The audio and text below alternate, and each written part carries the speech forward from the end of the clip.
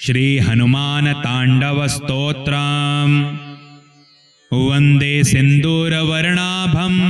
लोहितांबरभूषितं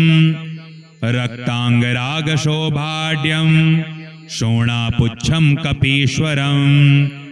भजे समीरनंदनं सुभक्तचेतरंजनं दिनेशरूपभक्षकं समस्तभक्तरक्षकं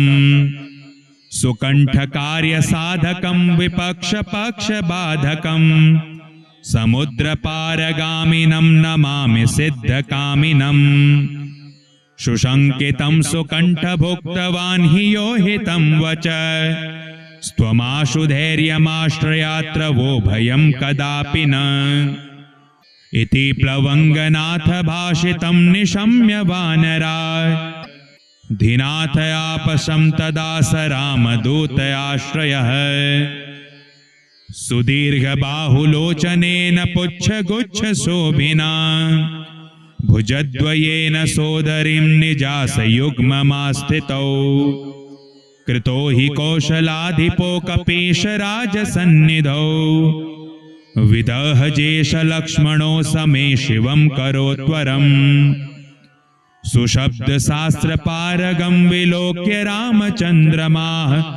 कपीशनाथ सेवकं समस्तनीतिमार्गगम्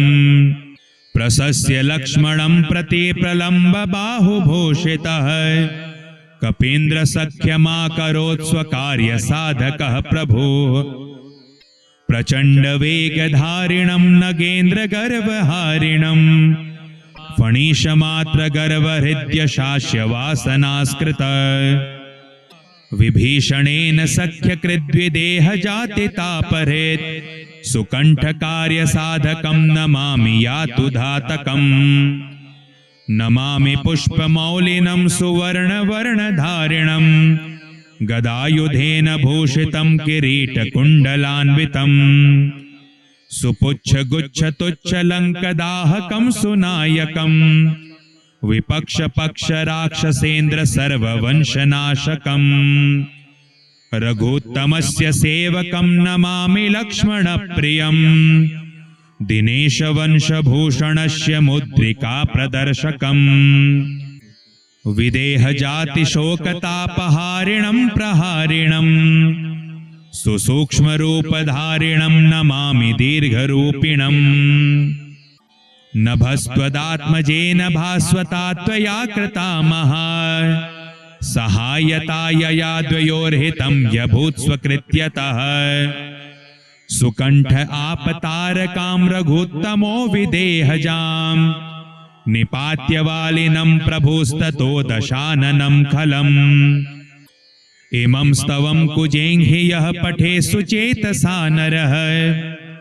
कपीशनाथ सेवको भुनक्ति सर्वसंपदः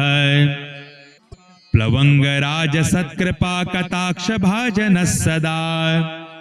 न शत्रुतो भयं भवेत् कदापि तस्य नुस्त्विह नेत्रांगनंदधरणी वत्सरेणंगवासरे लोकेश्वराख्य भट्टेन हनुमत्तांडवं कृतम् वंदे सिंदूरवर्णाभं लोहितांबरभूषितं रक्तांगरागशोभाढ्यं शोणापुच्छं कपीश्वरं भजे समीरनंदनं सुभक्तचेतरंजनं दिनेशरूपभक्षकं समस्तभक्तरक्षकं सुकंठकार्यसाधकं विपक्षपक्षबाधकं समुद्रपारगामिनं नमामि सिद्धकामिनं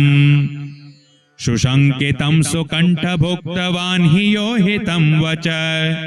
स्त्वमाशु धैर्यमाश्रयात्र वो भयं कदापि न इति प्लवंगनाथ भाषितं निशम्य वानराः धीनाथ आपशं तदा स रामदूतयाश्रयः सुदीर्घबाहुलोचनेन पुच्छगुच्छशोभिना भुजद्वयेन सोदरीं निजासयुग्ममास्थितौ कृतो हि कौशलाधिपो कपीशराजसन्निधौ विदहजेश लक्ष्मणो समे शिवं करोत्वरम् सुशब्दशास्त्रपारगं विलोक्य रामचन्द्रमाः कपीशनाथ सेवकं समस्तनीतिमार्गगम् प्रशस्य लक्ष्मणं प्रति प्रलम्ब बाहुभूषितः कपीन्द्रसख्यमाकरोत् स्वकार्यसाधकः प्रभुः प्रचण्डवेगधारिणं नगेन्द्रगर्वहारिणं फणीशमात्रगर्वहृद्यशास्यवासनास्कृत विभीषणेन सख्यकृद्विदेहजातितापहृत् सुकण्ठकार्यसाधकं नमामि यातुधातकम् नमामि पुष्पमौलिनं सुवर्णवर्णधारिणं गदायुधेन भूषितं किरीटकुण्डलान्वितं सुपुच्छगुच्छतुच्छलङ्कदाहकं सुनायकं विपक्षपक्षराक्षसेन्द्र सर्ववंशनाशकं रघुत्तमस्य सेवकं नमामि लक्ष्मणप्रियं दिनेशवंशभूषणस्य मुद्रिका प्रदर्शकं विदेहजातिशोकतापहारिणं प्रहारिणं सुसूक्ष्मरूपधारिणं नमामि दीर्घरूपिणं नभस्त्वदात्मजेन भास्वता त्वया कृता महा सहायता यया द्वयोर्हितं यभूत् स्वकृत्यतः सुकण्ठ आपतारकां रघुत्तमो विदेहजां निपात्यवालिनं प्रभुस्ततो दशाननं खलम् इमं स्तवं कुजेङ्घि यः पठे सुचेतसा नरः कपीशनाथ सेवको भुनक्ति सर्वसम्पदः प्लवङ्गराजसत्कृपा कटाक्ष भाजनः सदा न शत्रुतो भयं भवेत् कदापि तस्य नुस्त्विह नेत्राङ्गनन्दधरणी वत्सरेणङ्गवासरे लोकेश्वराख्यभट्टेन हनुमत्ताण्डवं कृतम् वन्दे सिन्दूरवर्णाभं लोहिताम्बरभूषितं रक्ताङ्गरागशोभाढ्यं शोणापुच्छं कपीश्वरं भजे समीरनन्दनं सुभक्तचेतरञ्जनं दिनेशरूपभक्षकं समस्तभक्तरक्षकं सुकण्ठकार्यसाधकं विपक्षपक्षबाधकं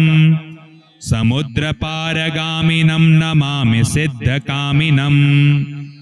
सुशङ्कितं सुकण्ठभुक्तवान् हि यो हितं वच स्त्वमाशु धैर्यमाश्रयात्र वो भयं कदापि न इति प्लवङ्गनाथ भाषितं निशम्य वानरा धिनाथयापशं तदा स रामदूतयाश्रयः सुदीर्घबाहुलोचनेन पुच्छगुच्छशोभिना भुजद्वयेन सोदरीं निजासयुग्ममास्थितौ कृतो हि कौशलाधिपो कपीशराजसन्निधौ विदहजेश लक्ष्मणो समे शिवं करोत्वरम् सुशब्दशास्त्रपारगं विलोक्य रामचन्द्रमाः कपीशनाथ सेवकं समस्तनीतिमार्गगम् प्रशस्य लक्ष्मणं प्रति प्रलम्ब बाहुभूषितः कपीन्द्रसख्यमाकरोत् स्वकार्यसाधकः प्रभुः प्रचण्डवेगधारिणं नगेन्द्रगर्वहारिणं फणीशमात्रगर्वहृद्यशास्यवासनास्कृत विभीषणेन सख्यकृद्विदेहजातितापहृत् सुकण्ठकार्यसाधकं नमामि यातुधातकम् नमामि पुष्पमौलिनं सुवर्णवर्णधारिणं गदायुधेन भूषितं किरीटकुण्डलान्वितं सुपुच्छगुच्छतुच्छलङ्कदाहकं सुनायकं विपक्षपक्षराक्षसेन्द्र सर्ववंशनाशकम् रघुत्तमस्य सेवकं नमामि लक्ष्मणप्रियम् दिनेशवंशभूषणस्य मुद्रिका प्रदर्शकम् विदेहजातिशोकतापहारिणं प्रहारिणम् सुसूक्ष्मरूपधारिणं नमामि दीर्घरूपिणम् नभस्त्वदात्मजेन भास्वता त्वया कृता महा सहायतायया द्वयोर्हितं यभूत् स्वकृत्यतः सुकण्ठ आपतारकां रघुत्तमो विदेहजां निपात्यवालिनं प्रभुस्ततो दशाननं खलम् इमं स्तवं कुजेङ्घि यः पठे सुचेतसा नरः कपीशनाथ सेवको भुनक्ति सर्वसम्पदः प्लवंगराज सत्कृपा कटाक्ष भाजनः सदा न शत्रुतो भयं भवेत् कदापि तस्य नुस्त्विह नेत्राङ्गनन्दधरणी वत्सरेणङ्गवासरे लोकेश्वराख्यभट्टेन हनुमत्ताण्डवं कृतम् वन्दे सिन्दूरवर्णाभं लोहिताम्बरभूषितं रक्ताङ्गरागशोभाढ्यं शोणापुच्छं कपीश्वरं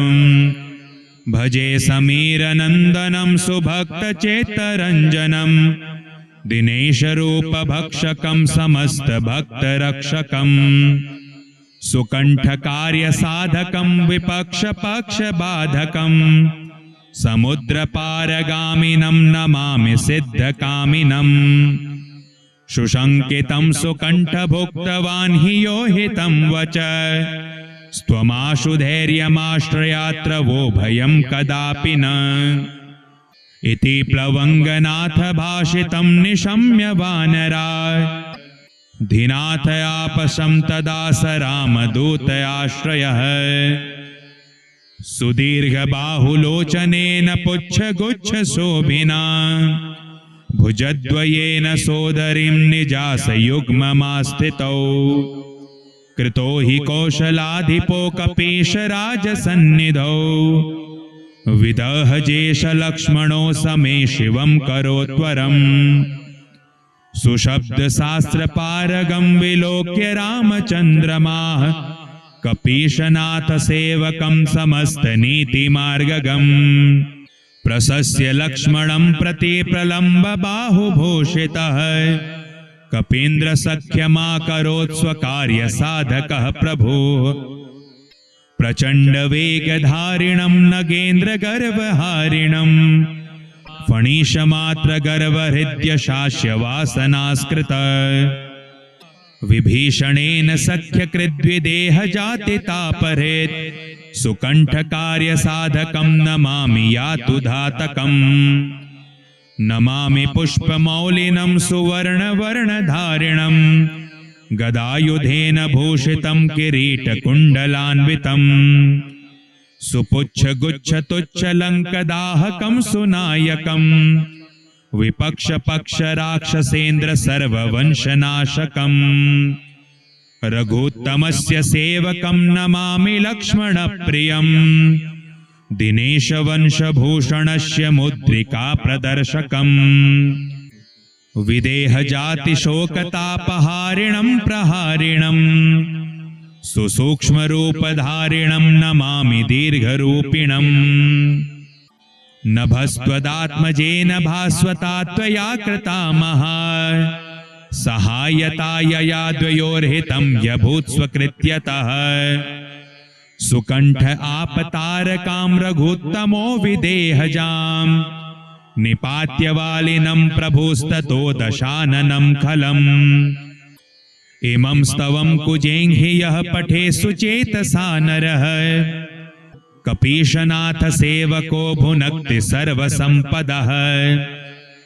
प्लवंगराज सत्कृपा कटाक्ष भाजनः सदा न शत्रुतो भयं भवेत् कदापि तस्य नुस्त्विह नेत्राङ्गनन्दधरणी वत्सरेणङ्गवासरे लोकेश्वराख्यभट्टेन हनुमत्ताण्डवं कृतम् वन्दे सिन्दूरवर्णाभं लोहिताम्बरभूषितं रक्ताङ्गरागशोभाढ्यं शोणापुच्छं कपीश्वरं भजे समीरनन्दनं सुभक्तचेतरञ्जनं दिनेशरूपभक्षकं समस्तभक्तरक्षकं सुकण्ठकार्यसाधकं विपक्षपक्षबाधकं समुद्रपारगामिनं नमामि सिद्धकामिनं सुशङ्कितं सुकण्ठभुक्तवान् हि यो हितं वच स्त्वमाशु धैर्यमाश्रयात्र वो भयं कदापि न इति प्लवङ्गनाथ भाषितं निशम्य वानराः धिनाथ आपशं तदा स रामदूतयाश्रयः सुदीर्घबाहुलोचनेन पुच्छगुच्छशोभिना भुजद्वयेन सोदरीं निजासयुग्ममास्थितौ कृतो हि कौशलाधिपो कपीशराजसन्निधौ विदहजेशलक्ष्मणो समे शिवं करोत्वरम् सुशब्दशास्त्रपारगं विलोक्य रामचन्द्रमाः कपीशनाथसेवकं समस्तनीतिमार्गगम् प्रशस्य लक्ष्मणं प्रति प्रलम्बबाहुभूषितः कपीन्द्रसख्यमाकरोत् स्वकार्यसाधकः प्रभुः प्रचण्डवेगधारिणं नगेन्द्रगर्वहारिणं फणीशमात्रगर्वहृद्यशास्यवासनास्कृत विभीषणेन सख्यकृद्विदेहजातितापहृत् सुकण्ठकार्यसाधकं नमामि यातुधातकम् नमामि पुष्पमौलिनं सुवर्णवर्णधारिणं गदायुधेन भूषितं किरीटकुण्डलान्वितं सुपुच्छगुच्छतुच्छलङ्कदाहकं सुनायकं विपक्षपक्षराक्षसेन्द्र सर्ववंशनाशकं रघुत्तमस्य सेवकं नमामि लक्ष्मणप्रियं दिनेशवंशभूषणस्य मुद्रिका प्रदर्शकं विदेहजातिशोकतापहारिणं प्रहारिणं सुसूक्ष्मरूपधारिणं नमामि दीर्घरूपिणं नभस्त्वदात्मजेन भास्वता त्वया कृता महा सहायता यया द्वयोर्हितं यभूत् स्वकृत्यतः सुकण्ठ आपतारकां रघुत्तमो विदेहजां निपात्यवालिनं प्रभुस्ततो दशाननं खलम् इमं स्तवं कुजेङ्घि यः पठे सुचेतसा नरः कपीशनाथ सेवको भुनक्ति सर्वसम्पदः प्लवङ्गराज सत्कृपा कटाक्ष भाजनः सदा न शत्रुतो भयं भवेत् कदापि तस्य नुस्त्विह नेत्राङ्गनन्दधरणी वत्सरेणङ्गवासरे लोकेश्वराख्यभट्टेन हनुमत्ताण्डवं कृतम् वन्दे सिन्दूरवर्णाभं लोहिताम्बरभूषितं रक्ताङ्गरागशोभाढ्यं शोणापुच्छं कपीश्वरं भजे समीरनन्दनं सुभक्तचेतरञ्जनं दिनेशरूपभक्षकं समस्तभक्तरक्षकं सुकण्ठकार्यसाधकं विपक्षपक्षबाधकं समुद्रपारगामिनं नमामि सिद्धकामिनं सुशङ्कितं सुकण्ठभुक्तवान् हि यो हितं वच स्त्वमाशु धैर्यमाश्रयात्र वो भयं कदापि न इति प्लवङ्गनाथ भाषितं निशम्य वानराः धिनाथ आपशं तदा स रामदूतयाश्रयः सुदीर्घबाहुलोचनेन पुच्छगुच्छशोभिना भुजद्वयेन सोदरीं निजासयुग्ममास्थितौ कृतो हि कौशलाधिपो कपीशराजसन्निधौ विदहजेशलक्ष्मणो समे शिवं करोत्वरम् सुशब्दशास्त्रपारगं विलोक्य रामचन्द्रमाः कपीशनाथ सेवकं समस्तनीतिमार्गगम् प्रशस्य लक्ष्मणं प्रति प्रलम्ब बाहुभूषितः कपीन्द्रसख्यमाकरोत् स्वकार्यसाधकः प्रभुः प्रचण्डवेगधारिणं नगेन्द्रगर्वहारिणं फणीशमात्रगर्वहृद्यशास्यवासनास्कृत विभीषणेन सख्यकृद्विदेहजातितापहृत् सुकण्ठकार्यसाधकं नमामि यातुधातकम् नमामि पुष्पमौलिनं सुवर्णवर्णधारिणं गदायुधेन भूषितं किरीटकुण्डलान्वितं सुपुच्छगुच्छतुच्छलङ्कदाहकं सुनायकं विपक्षपक्षराक्षसेन्द्र सर्ववंशनाशकं रघुत्तमस्य सेवकं नमामि लक्ष्मणप्रियं दिनेशवंशभूषणस्य मुद्रिका प्रदर्शकं विदेहजातिशोकतापहारिणं प्रहारिणं सुसूक्ष्मरूपधारिणं नमामि दीर्घरूपिणं नभस्त्वदात्मजेन भास्वता त्वया कृता महा सहायता यया द्वयोर्हितं यभूत् स्वकृत्यतः सुकण्ठ आपतारकां रघुत्तमो विदेहजां निपात्यवालिनं प्रभुस्ततो दशाननं खलम् इमं स्तवं कुजेङ्घि यः पठे सुचेतसा नरः कपीशनाथ सेवको भुनक्ति सर्वसम्पदः प्लवंगराज सत्कृपा कटाक्ष भाजनः सदा न शत्रुतो भयं भवेत् कदापि तस्य नुस्त्विह नेत्राङ्गनन्दधरणी वत्सरेणङ्गवासरे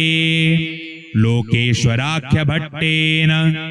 हनुमत्ताण्डवं कृतम् वन्दे सिन्दूरवर्णाभं लोहिताम्बरभूषितं रक्ताङ्गरागशोभाढ्यं शोणापुच्छं कपीश्वरं भजे समीरनन्दनं सुभक्तचेतरञ्जनं दिनेशरूपभक्षकं समस्तभक्तरक्षकं सुकण्ठकार्यसाधकं विपक्षपक्षबाधकं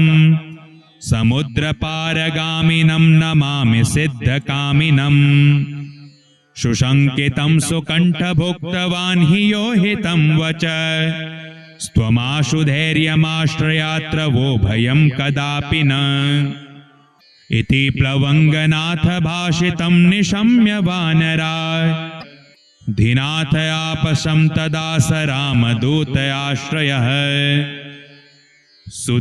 सुदीर्घबाहुलोचनेन पुच्छगुच्छशोभिना भुजद्वयेन सोदरीं निजासयुग्ममास्थितौ कृतो हि कौशलाधिपो कपीशराजसन्निधौ विदहजेशलक्ष्मणो समे शिवं करोत्वरम् सुशब्दशास्त्रपारगं विलोक्य रामचन्द्रमाः कपीशनाथ सेवकं समस्तनीतिमार्गगम् प्रशस्य लक्ष्मणं प्रति प्रलम्ब बाहुभूषितः कपीन्द्रसख्यमाकरोत् स्वकार्यसाधकः प्रभुः प्रचण्डवेगधारिणं नगेन्द्रगर्वहारिणं फणीशमात्रगर्वहृद्यशास्यवासनास्कृत विभीषणेन सख्यकृद्विदेहजातितापहृत् सुकण्ठकार्यसाधकं नमामि यातुधातकम् नमामि पुष्पमौलिनं सुवर्णवर्णधारिणं गदायुधेन भूषितं किरीटकुण्डलान्वितं सुपुच्छगुच्छतुच्छलङ्कदाहकं सुनायकं विपक्षपक्षराक्षसेन्द्र सर्ववंशनाशकं रघुत्तमस्य सेवकं नमामि लक्ष्मणप्रियं दिनेशवंशभूषणस्य मुद्रिका प्रदर्शकं विदेहजातिशोकतापहारिणं प्रहारिणं सुसूक्ष्मरूपधारिणं नमामि दीर्घरूपिणम् नभस्त्वदात्मजेन भास्वता त्वया कृता महा सहायतायया द्वयोर्हितं यभूत् स्वकृत्यतः सुकण्ठ आपतारकां रघुत्तमो विदेहजां निपात्यवालिनं प्रभुस्ततो दशाननं खलम् इमं स्तवं कुजेङ्हि यः पठे सुचेतसा नरः कपीशनाथ सेवको भुनक्ति सर्वसम्पदः प्लवंगराज सत्कृपा कटाक्ष भाजनः सदा न शत्रुतो भयं भवेत् कदापि तस्य नुस्त्विह नेत्राङ्गनन्दधरणी वत्सरेणङ्गवासरे लोकेश्वराख्यभट्टेन हनुमत्ताण्डवं कृतम् वन्दे सिन्दूरवर्णाभं लोहिताम्बरभूषितं रक्ताङ्गरागशोभाढ्यं शोणापुच्छं कपीश्वरं भजे समीरनन्दनं सुभक्तचेत्तरञ्जनं दिनेशरूपभक्षकं समस्तभक्तरक्षकं सुकण्ठकार्यसाधकं विपक्षपक्षबाधकं समुद्रपारगामिनं नमामि सिद्धकामिनम् सुशङ्कितं सुकण्ठभुक्तवान् हि यो हितं वच स्त्वमाशु धैर्यमाश्रयात्र वो भयं कदापि न इति प्लवङ्गनाथ भाषितं निशम्य वानरा धिनाथ आपशं तदा स रामदूतयाश्रयः सुदीर्घबाहुलोचनेन पुच्छगुच्छशोभिना भुजद्वयेन सोदरीं निजासयुग्ममास्थितौ कृतो हि कौशलाधिपो कपीशराजसन्निधौ विदहजेशलक्ष्मणो समे शिवं करोत्वरम् सुशब्दशास्त्रपारगं विलोक्य रामचन्द्रमाः कपीशनाथसेवकं समस्तनीतिमार्गगम् प्रशस्य लक्ष्मणं प्रति प्रलम्ब बाहुभूषितः कपीन्द्रसख्यमाकरोत् स्वकार्यसाधकः प्रभुः प्रचण्डवेगधारिणं नगेन्द्रगर्वहारिणं फणीशमात्रगर्वहृद्यशास्यवासनास्कृतः विभीषणेन सख्यकृद्विदेहजातितापहृत् सुकण्ठकार्यसाधकं नमामि यातुधातकम् नमामि पुष्पमौलिनं सुवर्णवर्णधारिणं गदायुधेन भूषितं किरीटकुण्डलान्वितं सुपुच्छगुच्छतुच्छलङ्कदाहकं सुनायकं विपक्षपक्षराक्षसेन्द्र सर्ववंशनाशकम् रघुत्तमस्य सेवकं नमामि लक्ष्मणप्रियं दिनेशवंशभूषणस्य मुद्रिका प्रदर्शकम् विदेहजातिशोकतापहारिणं प्रहारिणं सुसूक्ष्मरूपधारिणं नमामि दीर्घरूपिणम् नभस्त्वदात्मजेन भास्वता त्वया कृता महा सहायतायया द्वयोर्हितं यभूत् स्वकृत्यतः सुकण्ठ आपतारकां रघुत्तमो विदेहजां निपात्यवालिनं प्रभुस्ततो दशाननं खलम् इमं स्तवं कुजेङ्हि यः पठे सुचेतसा नरः कपीशनाथ सेवको भुनक्ति सर्वसम्पदः प्लवंगराज सत्कृपा कटाक्ष भाजनः सदा न शत्रुतो भयं भवेत् कदापि तस्य नुस्त्विह नेत्राङ्गनन्दधरणी वत्सरेणङ्गवासरे लोकेश्वराख्यभट्टेन हनुमत्ताण्डवं कृतम् वन्दे सिन्दूरवर्णाभं लोहिताम्बरभूषितं रक्ताङ्गरागशोभाढ्यं शोणापुच्छं कपीश्वरं भजे समीरनन्दनं सुभक्तचेत्तरञ्जनं दिनेशरूपभक्षकं समस्तभक्तरक्षकं सुकण्ठकार्यसाधकं विपक्षपक्षबाधकं समुद्रपारगामिनं नमामि सिद्धकामिनं सुशङ्कितं सुकण्ठभुक्तवान् हि यो हितं वच स्त्वमाशु धैर्यमाश्रयात्र वो भयं कदापि न इति प्लवङ्गनाथ भाषितं निशम्य वानरा धीनाथयापशं तदा स रामदूतयाश्रयः सुदीर्घबाहुलोचनेन पुच्छगुच्छशोभिना भुजद्वयेन सोदरीं निजासयुग्ममास्थितौ कृतो हि कौशलाधिपो कपीशराजसन्निधौ विदहजेशलक्ष्मणो समे शिवं करोत्वरम् सुशब्दशास्त्रपारगं विलोक्य रामचन्द्रमाः कपीशनाथसेवकं समस्तनीतिमार्गगम् प्रशस्य लक्ष्मणं प्रति प्रलम्ब बाहुभूषितः कपीन्द्रसख्यमाकरोत् स्वकार्यसाधकः प्रभुः प्रचण्डवेगधारिणं नगेन्द्रगर्वहारिणं फणीशमात्रगर्वहृद्यशास्यवासनास्कृत विभीषणेन सख्यकृद्विदेहजातितापहृत्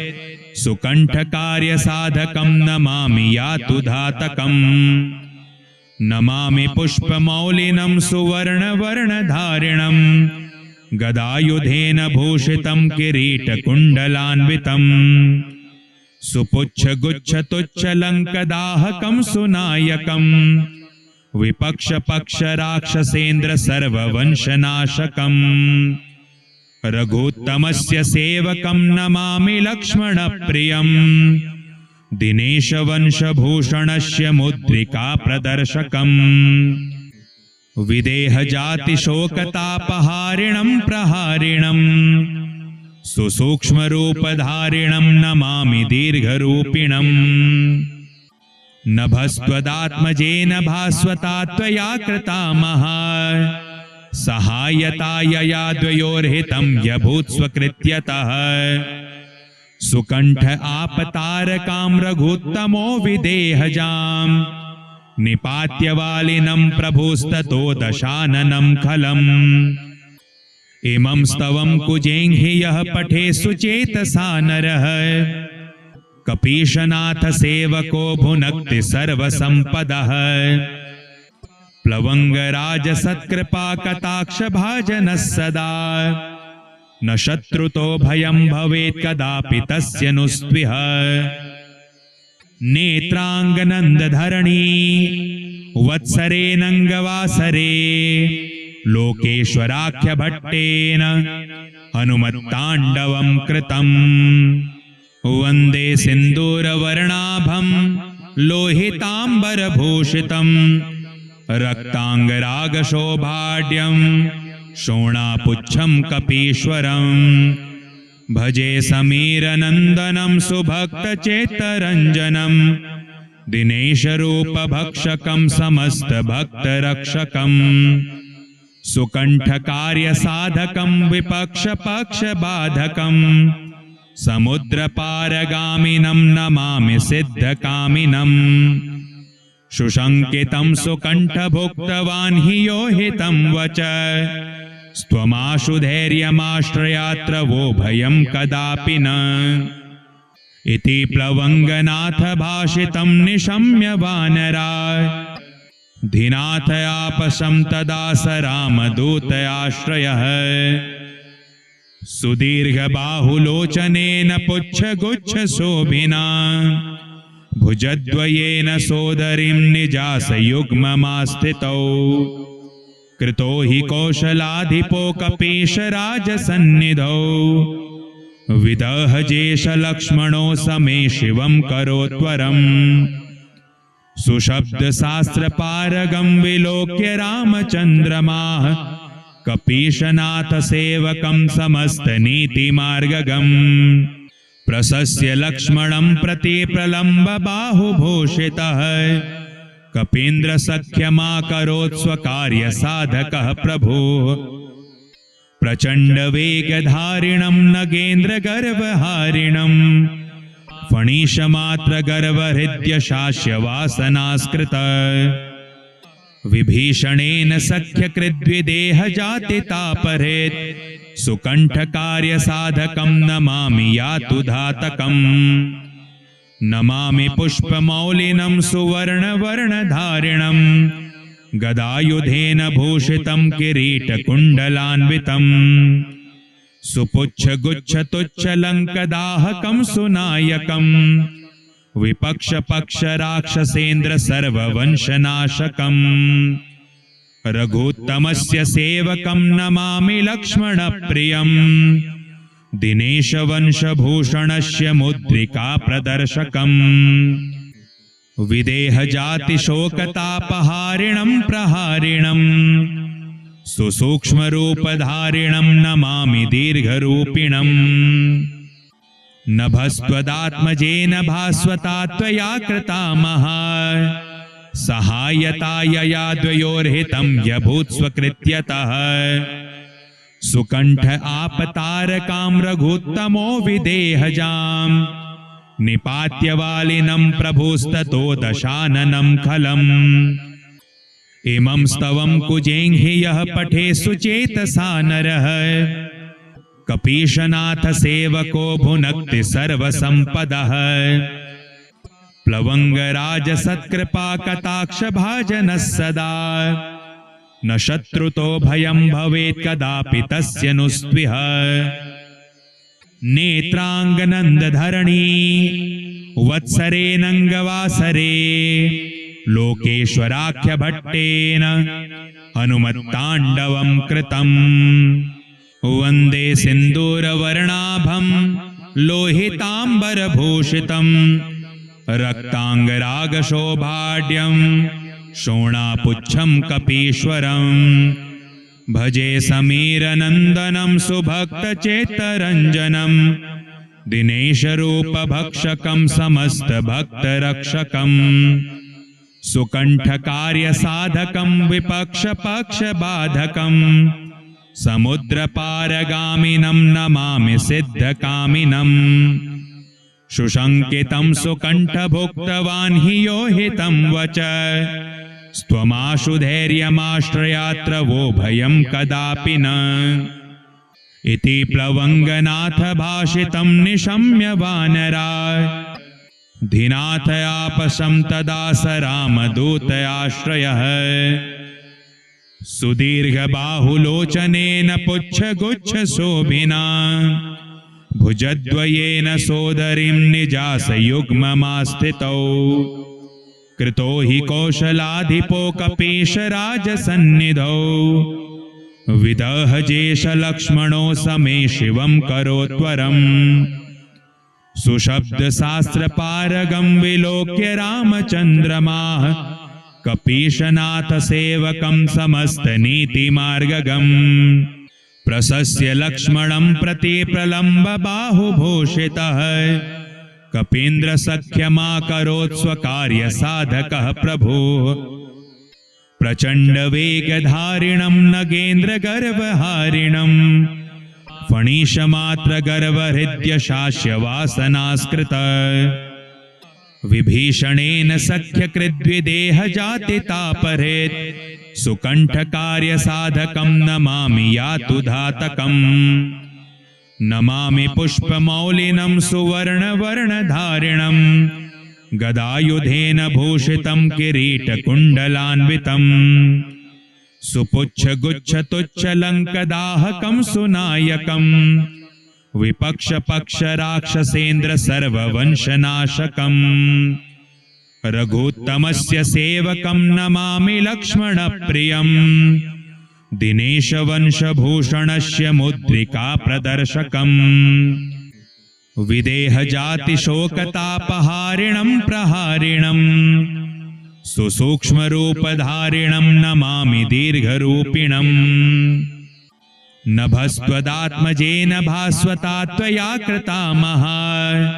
सहायतायया द्वयोर्हितं यभूत् स्वकृत्यतः सुकंठ आपतारकां रघुत्तमो विदेहजां निपात्य वालिनं प्रभुस्ततो दशाननं खलम् इमं स्तवं कुजेंहि यः पठे सुचेतसा नरः कपीशनाथ सेवको भुनक्ति सर्वसंपदः प्लवंगराज सत्कृपा कटाक्ष भाजनः सदा न शत्रुतो भयं भवेत् कदापि तस्य नुस्त्विह नेत्रांगनंदधरणी वत्सरेणंगवासरे लोकेश्वराख्य भट्टेन हनुमत्तांडवं कृतम्। ओम इति श्री हनुमत्तांडव स्तोत्रम् संपूर्णम्।